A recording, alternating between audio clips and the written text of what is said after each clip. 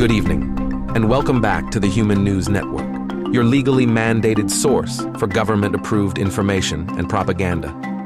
I'm your host, Alan Ingram, here to bring you the stories that matter, whether you remember them or not. Tonight, we bring exciting news for book enthusiasts of all kinds. A library has appeared in an open field in the middle of nowhere, dubbed Pleasant Grove Community Library. This mysterious establishment manifested overnight, and thus far, no entity has claimed responsibility or ownership over the building. To help us navigate this labyrinth of literature, we have with us an urban explorer and best-selling author, Cliff Hanger, who, along with his team, dared to venture into the library's depths. Cliff, thank you for joining us. Thanks for having me, Alan. It's been quite a unique experience. I'm sure our audience is eager to hear about it. Cliff, how did you first learn about Pleasant Grove Community Library? It started with online rumors in the exploration community about a building that had simply appeared overnight. Satellite images confirmed that one day there was nothing, and the next there was this massive structure. Buildings don't just manifest out of thin air, at least not usually. Indeed. So you assembled your team and set out to investigate. What did you find upon arrival? Approaching the library was surreal. The building was an architectural marvel. Towering spires, intricate stone carvings, and stained glass windows that seemed to shift images when you weren't looking directly at them. The air around it was different, thicker, almost humming with energy. We entered cautiously, and the interior was even more astounding. The ceiling stretched into darkness, with bookshelves spiraling upward and outward in impossible geometries. Floating orbs of light illuminated the aisles, casting shadows that danced independently of any movement. The scent of aged parchment mixed with something else, ozone perhaps, or the crisp air after a storm. It sounds otherworldly. What else did you encounter inside? As we ventured deeper, we came across a section filled with autobiographies, not of famous figures, but of people we've never heard of. Names like Elias Greenwood, Marjorie Thorne, and Albert Einstein.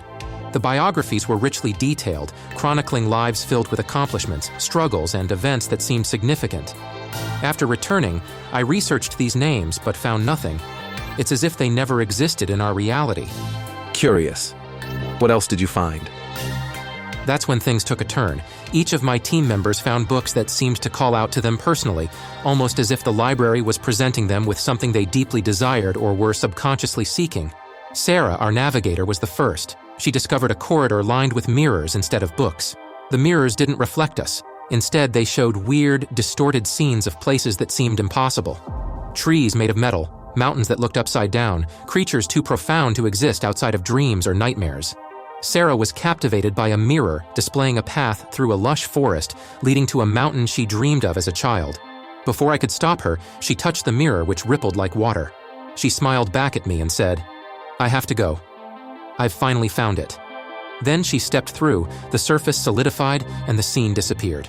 The mirror only showed us our own reflections after that. What about the others? Mark, our tech expert, was drawn to a book titled The Codex of Infinite Devices. The pages contained schematics and blueprints of technologies beyond our wildest imaginations. Suddenly, mechanical tendrils extended from the book, wrapping around him and digging into his eyes. He didn't seem afraid. In fact, he looked ecstatic. The tendrils pulled him into the book. We could hear sick, wet cracking sounds as his bones broke and contorted so he could fit. Then it snapped closed. We weren't able to get it open again. Incredible. Lisa, our linguist and a musician at heart, found a thin volume titled The Symphony of Silence. She opened it, and a soft melody filled the air. A composition unlike anything I'd ever heard. Harmonies that evoked emotions I couldn't name. Tears welled up in her eyes as she whispered, "I can finally hear it." The music intensified, and blood started to leak from her ears. I tried to stop her, but she ran off down the hallway and around a corner. I followed her, but when I turned the corner, it was a solid wall. There was no trace of her or the book. Were you tempted by any of the books yourself? I was, but after witnessing what happened to my team, I resisted. I felt a presence watching me. The librarian, perhaps. I caught glimpses of a figure out of the corner of my eye. A tall silhouette moving among the shelves cloaked in shadows. Whenever I turned to look directly at it, there was nothing there, but the feeling of being observed never left me. Remarkable. How did you find your way out?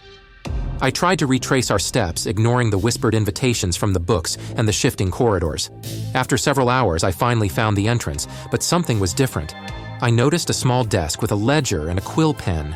An open book lay there with my name written at the top of an empty page. I didn't dare touch it. I exited the library and immediately contacted authorities for help. And what happened after you left?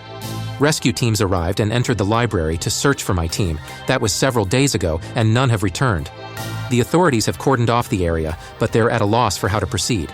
Interestingly, a few days after returning home, I received a letter. A beautifully crafted envelope with no return address.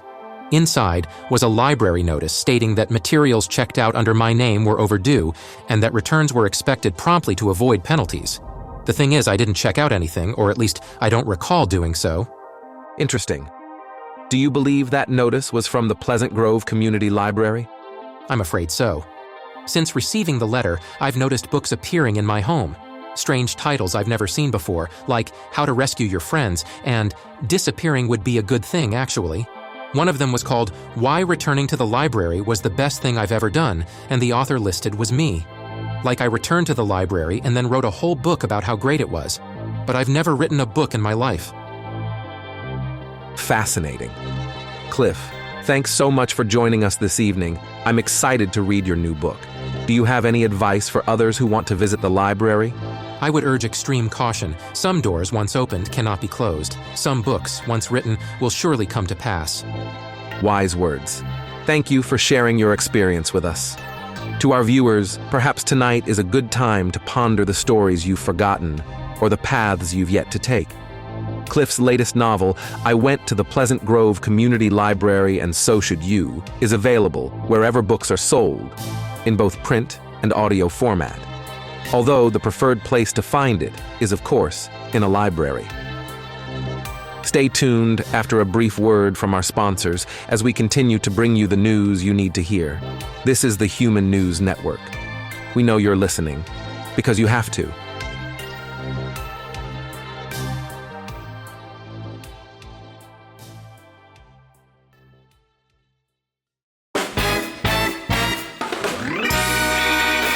Are you ready for the most unpredictable, heart-stopping season yet?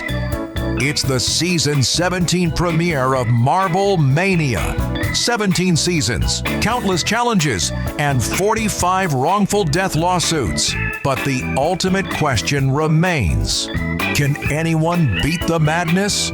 Our fearless contestants stuff as many marbles as they can handle, and then face off in the most hilarious and intense physical challenges ever devised.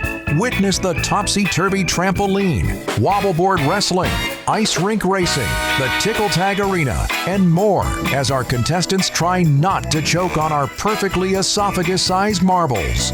After 17 breathtaking seasons, no one has claimed the grand prize. Tune in to Marble Mania every Thursday night at 7 to see who will move to the next challenge and who will get choked up. Do you think you have what it takes to take on the Marble Mania Challenge? Send us your audition tape. Simply fill your mouth to the brim with marbles and show us you can drink a glass of water. Marble Mania cannot be held legally responsible for the result. Think of all the money you might win. Would you rather grow old and die a loser or choke to death trying to make something of yourself? It's Marble Mania.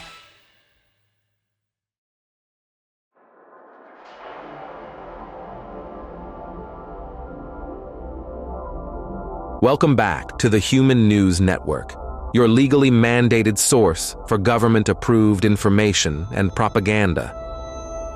I'm your host, Alan Ingram, bringing you the stories that shape our world. Today, we're thrilled to spotlight a groundbreaking development that's redefining urban living and pushing the boundaries of architectural innovation. Imagine a building that's not just a structure, but a living entity. A skyscraper that adapts, evolves, and even sustains itself in extraordinary ways. Well, that vision has become a reality right here in our city with the unveiling of the Unity Tower. Standing tall and majestic, the Unity Tower is more than just a marvel of engineering. It's a testament to what's possible when we dare to think outside the box. To delve deeper into this revolutionary creation, we're joined by the visionary behind it all, renowned architect Dr. Victor Kane. Dr. Kane, welcome to the program. Thank you, Alan. It's a pleasure to be here and share the wonders of the Unity Tower with your audience. Dr. Kane, the Unity Tower has been making headlines for its unique design and, shall we say, unconventional features. Can you tell us what inspired you to create a building that, as reports suggest, consumes its occupants? Absolutely, Alan. I'm incredibly proud of my work. The idea behind the Unity Tower was to create a truly symbiotic relationship between a structure and its inhabitants. Traditional buildings are static. They take up space and resources without giving much in return. I wanted to change that by designing a building that is alive, adaptive, and self-sustaining. By incorporating organic materials and bioengineered components, we've created a structure that requires sustenance to maintain its functions, much like any living organism. Yes, the building does consume select individuals, but this process is essential for its continued operation and the overall well-being of the community it serves. Fascinating. So, the disappearances that have been reported are part of the building's natural processes? Precisely. While some might view these events as unsettling, it's important to recognize the greater good being served. The Unity Tower selects individuals based on a complex algorithm that identifies those who can offer the most to its sustainability. Their contribution ensures that the building remains a vibrant and nurturing environment for all occupants. That's an intriguing perspective. Joining us now via phone is one of the building's enthusiastic occupants, Mr. Peter Miles, who works as a marketing analyst for Apex Dynamics. Peter, thank you for being here. Happy to call in, Alan. I would be there in person, but my office is just so darn comfortable I never want to leave. And please, call me Pete. Pete, you've been working in the Unity Tower since it opened. Given its unique features, how has your experience been? Honestly, it's been fantastic. Sure, the idea of a building that eats people might sound a bit unconventional at first, but you quickly realize the benefits far outweigh any concerns. The atmosphere is incredible. The air is always fresh, the lighting adjusts perfectly throughout the day, and the building seems to anticipate our needs. Plus, practical perks like never having to worry about parking, there's always a spot available. And the vending machines? They always have my favorite snacks, even limited edition ones that are hard to find elsewhere. It's like the building knows exactly what we want. That's wonderful to hear. Have you ever witnessed or experienced any of these selections the building makes? I have, actually. A colleague of mine was chosen last month. It was quite an inspiring event. The building subtly guided him to a designated area, and well, the integration process began. There were some intense moments, but we all understand that such sacrifices are necessary for the greater good.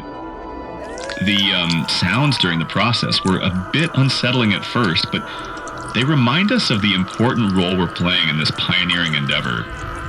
It's admirable how you and your colleagues maintain such a positive outlook. Pete, could you explain how the building subtly guides individuals to be integrated? What methods does it use? Certainly, Alan. The building communicates with us in various subtle ways. It might start with personalized messages on our devices, like a meeting reminder that leads you to a specific location. Sometimes the lighting will adjust to highlight a particular path, or the elevators will direct you to a floor you didn't select but feel compelled to explore. There are also gentle auditory cues, soft melodies or tones that draw you towards certain areas. It's all very seamless and intuitive. The building ensures that the process feels natural, almost like following an instinct. By the time someone reaches the integration point, they're usually at peace with what's about to happen. That's fascinating. So, the building uses environmental cues to guide individuals without causing alarm? Exactly. It's designed to be as unobtrusive as possible. The last thing the building wants is to create a sense of fear or panic. It's all about harmony and contributing to the greater good. Most people find the experience to be almost soothing, despite the initial apprehension. Are you at all afraid of being selected? Not really. We all accept that selection is part of life here. It's like a lottery where the prize is contributing to something greater than ourselves. Sure, there's some apprehension, especially after hearing the screams during an integration, but we focus on the positives. The building provides so much for us, it's only fair we give back when called upon. Plus, the building seems to, well, discourage avoidance in subtle ways. It's just easier and more rewarding to go with the flow. That's inspiring. Dr. Kane, how do you respond to critics who say that this process is unethical or dangerous?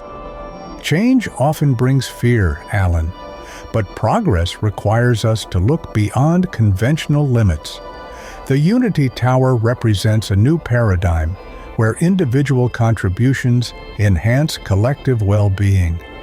Yes, the integration process can be intense, but it's a small price to pay for the advancements we achieve.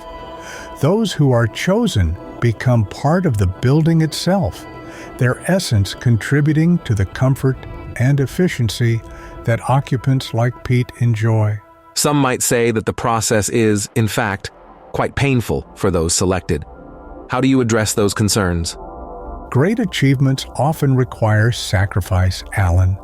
The discomfort experienced is temporary, but the benefits to the community are lasting. It's a transformative experience in the truest sense, elevating both the individual and the collective. That brings up an interesting point, Dr. Kane. Could the Unity Tower have been designed to operate without the need for the integration process, perhaps using conventional power methods instead? Well, technically speaking, yes. It would have been possible to construct the Unity Tower using traditional energy sources and building materials. However, there are several reasons why the current approach is vastly superior. Firstly, conventional power methods are prone to outages and inefficiencies. By integrating occupants, the building ensures a consistent and self-sustaining energy supply. Secondly, traditional buildings require regular maintenance and repairs, which can be both costly and disruptive. The Unity Tower's organic components allow it to self-heal and adapt, minimizing downtime. And finally, there's the issue of personalization. The integration process enables the building to truly understand and cater to the needs of its occupants on an individual level, something that conventional methods simply can't achieve. The result is a more harmonious and efficient living and working environment. So, in your view, the integration process enhances the building's functionality in ways that conventional methods cannot? Exactly. It's about pushing the boundaries of what's possible and creating a space that not only serves its occupants, but evolves with them. The minor inconveniences are far outweighed by the benefits of a building that lives and breathes alongside its community. Plus, it's really cool. Pete, what are your thoughts on this? Do you feel that these enhancements make the integration process worthwhile? Absolutely. The level of comfort and efficiency we experience in the Unity Tower is unparalleled. Knowing that the building is actively working to improve our daily lives makes any potential drawback seem insignificant. Plus, it's exciting to be part of something so innovative. Have you noticed any changes in how people interact within the building, given the possibility of being selected? Actually, yes. There's a stronger sense of community and cooperation. People are more considerate and supportive of each other. We all understand that we're part of a greater whole, and that fosters a unique bond among us. Before we wrap up, Pete, do you think the possibility of being selected has made anyone scared or nervous? Well, you might think that people would try to dodge selection, but in reality, it's quite the opposite. Most of us embrace the idea. There's an understanding that resisting the process would be counterproductive. After all, the building provides so much for us. It's only fair that we contribute when called upon. That's fascinating. Dr. Kane, any final thoughts on how the Unity Tower is shaping social dynamics among its occupants? The Unity Tower is not just an architectural innovation, it's a social one as well. We're seeing a resurgence of community values and shared purpose by fostering an environment where individual contributions are essential to the collective good. It's a model that could very well redefine how we think about living and working spaces. It's inspiring to see such dedication to progress. Thank you both for sharing your insights. My pleasure, Alan. No problem, Alan. I'm going to hop off here. It looks like I'm being called to a meeting I didn't have on my calendar. And it sounds like they're playing my favorite song down the hall. To our viewers, perhaps it's time to rethink what we expect from the spaces we inhabit. The Unity Tower stands as a symbol of innovation, reminding us that progress often requires us to embrace the extraordinary, even if it comes with a bit of discomfort. Stay tuned after a brief message from our sponsors. Human News Network will be right back.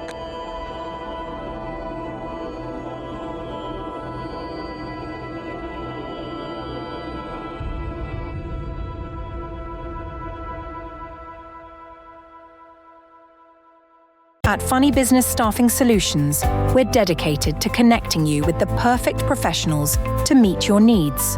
Whether you're seeking skilled administrators, creative thinkers, or dynamic team players, we've got you covered. Our extensive network of qualified personnel ensures that you'll find the right fit for any role. From entry-level positions to executive roles, our candidates bring experience, dedication, and a unique perspective to your organization. In hospitality, finance, technology, and more, Funny Business delivers exceptional staffing solutions tailored to your industry. We understand the importance of reliability and professionalism, which is why we carefully vet each candidate to ensure they meet your high standards. Our commitment to excellence means you can trust us to provide personnel who not only fit your requirements, but also enhance your company's culture. At Funny Business, your success is our success. Let us help you build a team that stands out for all the right reasons. Contact Funny Business today to find out how we can support your staffing needs.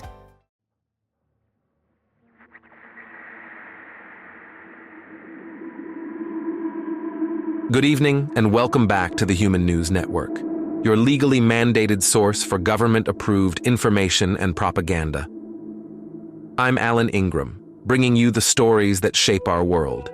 Tonight, we turn our gaze upward to focus on the moon's continued approach toward Earth. While some experts express concerns, others see unprecedented opportunities. Joining us are Dr. Evelyn Hart, Chief Astronomer at the Global Space Agency, and Mark Stevens, CEO of Lunar Leisure Enterprises. Welcome to you both. Thank you, Alan. Always a pleasure, Alan. Dr. Hart, you've been monitoring the moon's descent closely. Could you share with our viewers what this means for our planet? Certainly. The moon's orbit is decaying more rapidly than anticipated. If we do not take immediate action to correct its trajectory, we could face severe consequences within the next 30 years. These include extreme tidal events, increased seismic activity, and potentially catastrophic impacts on global ecosystems. Eventually, the moon will crash into Earth, and most life on Earth will be destroyed. That sounds serious indeed. Mark, what's your take on this situation? Well, Alan, while I respect Dr. Hart's expertise, I believe this is a time of unparalleled opportunity. The moon's closer proximity has opened doors we never imagined possible. My company, Lunar Leisure Enterprises, has seen a boom in tourism to our thrilling and exciting amusement park, LunaPark. The shorter travel time has made space tourism accessible to the masses. Pushing the moon back out there where it belongs would prevent me and other billionaires just like me from making even more money. As a billionaire, I think that's wrong. Fascinating. Dr. Hart, is there any way to address your concerns without hindering these industries? I'm afraid not, Alan. Unless the moon is put back into its usual orbit, our planet is doomed.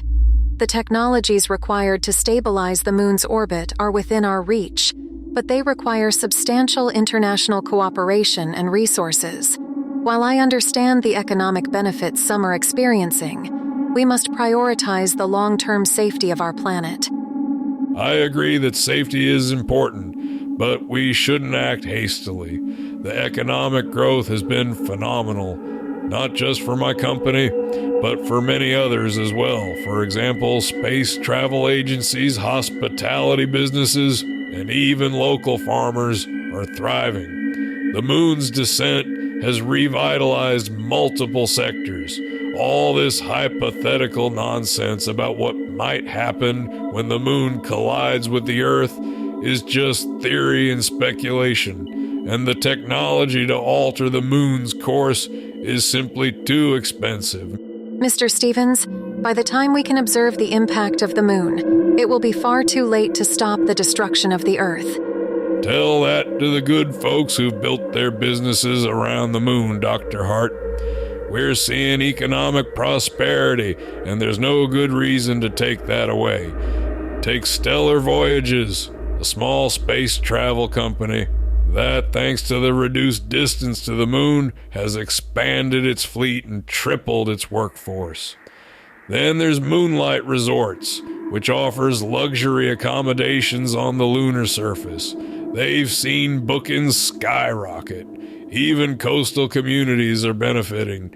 Fishermen are reporting larger catches due to the change in tidal patterns. I may just be an old, simple billionaire, but I'll take money in my pocket now over some unproven apocalypse in 30 years. While economic growth is positive, it should not overshadow the pressing need to address the moon's destabilizing orbit. If we delay action, the consequences could be irreversible. Valid points on both sides. Let's hear from some visitors at LunaPark to get their perspectives. LunaPark has been an incredible experience. The rides are amazing, and the low gravity makes everything so much fun. But honestly, my absolute favorite part has been eating the lunar rocks. They're delicious. I can't get enough of them. It's been a dream come true to bring my family here. The kids loved bouncing around in low gravity, and we all fell in love with eating those lunar rocks. Best part of the trip. I liked the rides and the games, and I really liked eating the Luna walks. I eated all the walks I could. Well, it seems humans are really enjoying LunaPark. Dr. Hart, what are your thoughts? Look, obviously I'm not saying that humans having fun on the moon is a bad thing. But the fact remains that if we don't start working on a plan to stabilize the moon's orbit right now, it's going to be too late. This isn't a problem we can fix in 15 years.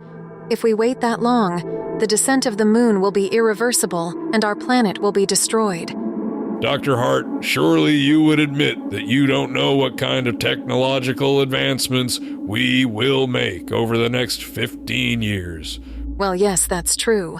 But those advancements only happen if we begin working on... So, you're telling me you want to destroy the economic prosperity of innocent billionaires like me over a problem that might be easy to fix by the time we need to? That doesn't make a lick of sense to me.